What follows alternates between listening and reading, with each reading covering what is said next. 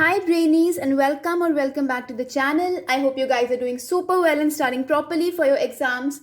I am your Brainy mentor and today we'll be doing our topic National Income and Related Aggregates. मैं आपको एक बहुत easy कुछ 3-4 formulas सिखाऊंगी जिससे आप आराम से national income के जो aggregates होते हैं आप उनको calculate कर सकते हो.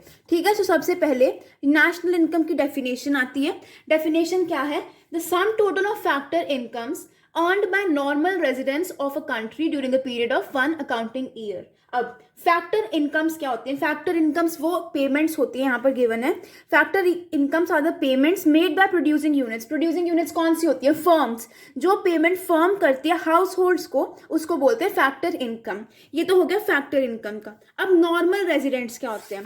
नॉर्मल रेजिडेंट्स वो लोग होते हैं जो अपनी डोमेस्टिक टेरिटरी में रह के जिनका सेल्फ इंटरेस्ट उस टेरिटरी में होता है. जैसे a normal resident is said to be the one who ordinarily resides in the country concerned and whose center of economic interest lies in that country. जो उसी कंट्री से पैसा कमा रहा होता है. एंड क्या बोला गया? फर्स्ट कुछ ऑब्जर्वेशन से फर्स्ट ऑब्जर्वेशन आती है कि उसको मतलब कंट्री में मोर देन ए ईयर हो गया होना चाहिए रिजाइड करते हुए. एंड सेकेंड उसका इकोनॉमिक इंटरेस्ट उसी कंट्री में होना चाहिए. मतलब he considers that the country as a central place of all his economic activities. ठीक है, अब आपको ना कुछ भी ये फालतू जो भी लिखा है आपको पढ़ने की ज़रूरत नहीं है. आपको ये इनफैक्ट कुछ भी पढ़ने की ज़रूरत नहीं है. मैं आपको जितना समझाऊंगी you just have to understand that much. So let's start. सबसे पहले आपको कुछ फॉर्मूलाज याद रखने हैं. पहला formula that you have to remember is of depreciation. Depreciation is equal to gross minus net. ये हो गया आपका first formula. Depreciation is equal to gross minus net. तो यहाँ से आप नेट निकाल सकते हो. Net is equal to gross minus depreciation. और आप ग्रॉस पे निकाल सकते हो which is equal to net plus depreciation. एक आपको ये फॉर्मूला याद रखना है. सेकेंड फॉर्मूला आता है, देखो, net factor income from abroad, NFIA जिसको हम बोलते हैं. So we can say NFIA is equal to national minus domestic. इसको हम बोलते हैं net factor income from abroad. ठीक है, अब ये टू फॉर्मूलाज हो गए. इससे आप नेशनल भी निकाल सकते हो. National is equal to NFIA plus domestic and domestic is equal to national minus net factor income from abroad. ठीक है, अब एक और फॉर्मूला आता है that is of net indirect taxes. अभी जो नेट इनडायरेक्ट टैक्सेस होते हैं ना, इनको हम कैसे कैलकुलेट करते हैं? नेट इनडायरेक्ट टैक्सेस होते हैं मार्केट प्राइस, इसको हम MP लिख देंगे. मार्केट प्राइस में से हमने क्या माइनस कर दिया? फैक्टर कॉस्ट माइनस कर दिया. ये आ गए हमारे नेट इनडायरेक्ट टैक्सेस. इतना क्लियर है? अब नेट इनडायरेक्ट टैक्सेस का एक और फॉर्मूला होता है जो कि होता है indirect taxes minus subsidies. Clear? ये जितने भी आपको टॉपिक्स दिए नेशनल एंड डोमेस्टिक या फिर just let me show you on the book only. यहाँ पर आपको टॉपिक्स दिए national and domestic concepts, then आपको दिए domestic product and market price. तो वहाँ पर बस आपको इतना ही करना है. बस ये 3 फॉर्मूलाज ही हैं उसमें. अब आपके पास आते हैं aggregates. Aggregates related to national income, या जो आपकी TR जैन वाली बुक है, this is on page number 64. अब टोटल हमारे पास है 8 एग्रीगेट्स. अब इन एग्रीगेट्स को बनाना कैसे ये दिखाती हूँ मैं आपको. सबसे पहले what you have to do, 1, 2, 3 and 4. Number 1 पे आएगा नेट और ग्रॉस. ठीक है. नंबर 2 पे आएगा national, I'm writing it this much only, and domestic. समझ जाना, मैं शॉर्ट फॉर्म्स में लिख रही हूँ. नंबर 3 पे आएगा प्रोडक्ट. नंबर 4 पे आएगा मार्केट प्राइस और फैक्टर कॉस्ट. अब आपको इनको क्या करना है? कंबाइन करके you can make the aggregate. सबसे पहले net national product at MP, मतलब NNP एट MP. फिर net national product at FC, NNP at FC. और जो NNP एट FC होती है इसी को ही हम बोलते हैं नेशनल इनकम.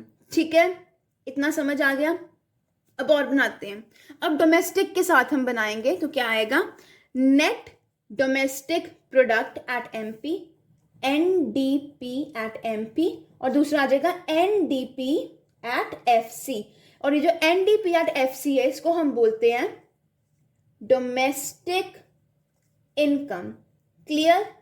फिर ग्रॉस पे जाएंगे, gross national product at MP, gross national product at FC, ऐसे ऐसे करके you have to make 8 aggregates.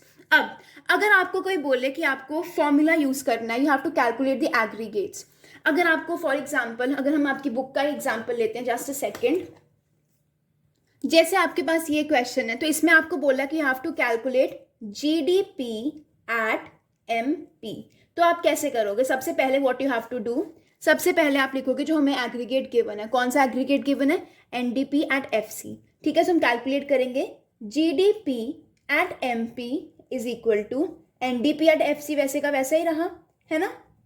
तो सबसे पहले हम क्या देखा, हम जा रहे हैं ग्रॉस से नेट पे, ग्रॉस से किस पे जा रहे हैं? नेट पे। तो हमने क्या पढ़ा था? Gross is equal to net plus depreciation, तो नेट प्लस डेप्रीसिएशन। फिर डोमेस्टिक एंड डोमेस्टिक सेम है, प्रोडक्ट सेम है। फिर मार्केट प्राइस से फैक्टर कॉस्ट पे जा रहे हैं, मार्केट प्राइस से फैक्टर कॉस्ट पे जा रहे हैं, तो क्या होगा? Market price is equal to factor cost plus net indirect taxes. ठीक है, अब एनडीपी एट एफसी तो हमको गिवन है 13,500, डेप्रीसिएशन गिवन है 1000, देन एनआईटी, हमें एनआईटी स्ट्रेट अवे गिवन नहीं है, तो हम क्या करेंगे? एनआईटी का मैंने क्या फॉर्मूला बताया था? इनडायरेक्ट टैक्सेस माइनस सब्सिडीज, मतलब 1300 में से हम क्या माइनस करेंगे? 1200। सब्ट्रैक्ट करेंगे तो क्या आ जाएगा? 13500 प्लस 100 प्लस ये क्या हो जाएगा? 1000 प्लस 1000 प्लस 1000, तो हमारे पास आ जाएगा 14600। सो एक मिनट, जस्ट सेकेंड, ये 1000 नहीं होगा, ये 100 होगा। सो 14600 करोड़ आ जाएगा हमारा GDP at MP.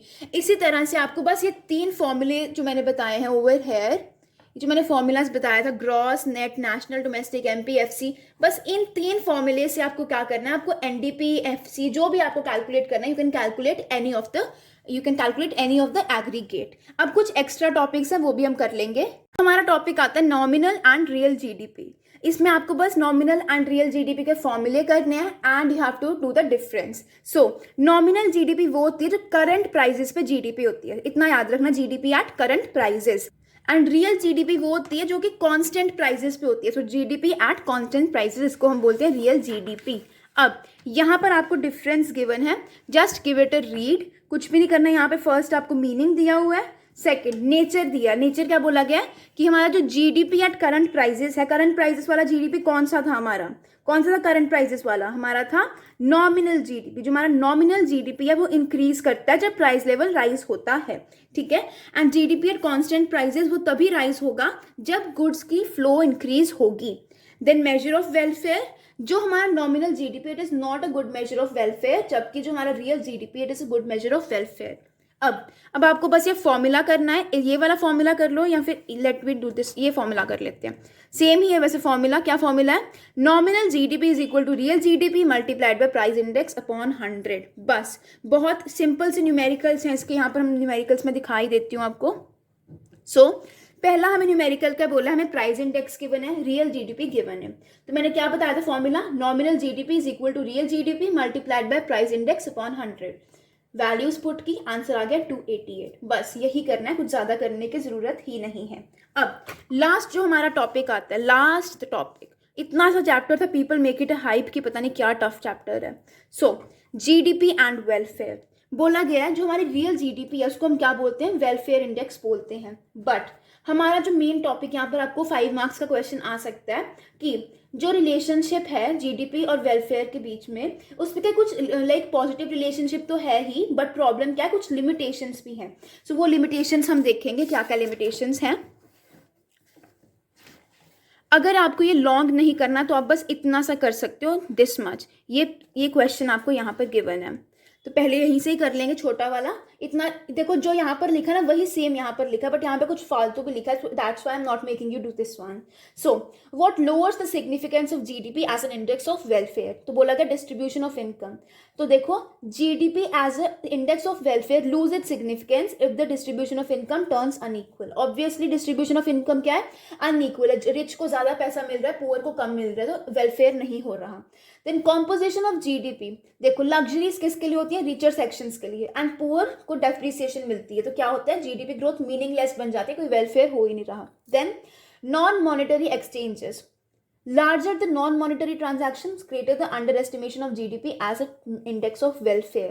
And externalities होती क्या? बेसिकली एक्सटर्नैलिटीज होती हैं गुड और bad impact of economic activity without paying a price और पेनल्टी। मतलब कि जीडीपी में कुछ भी एक्सटर्नैलिटीज काउंट ही नहीं होती। एंड एक्सटर्नैलिटीज क्या होंगी? इन्वायरमेंटल पोल्यूशन, हम प्रोडक्शन कर रहे हैं, हमको फायदा तो हो रहा है, साथ में पोल्यूशन भी हो रहा है, तो दैट इज एन एक्सटर्नैलिटी। ठीक है, this also lowers the significance of GDP as an index of welfare. अब बस यही था, इतना सा चैप्टर था। Go revise the chapter, numericals करो। अगर कोई डाउट है do comment in the comment section. That was it for the video. I hope you liked the video. If you did, don't forget to like, share and subscribe to the channel. You are a Brainy Mentor. Have a great day ahead.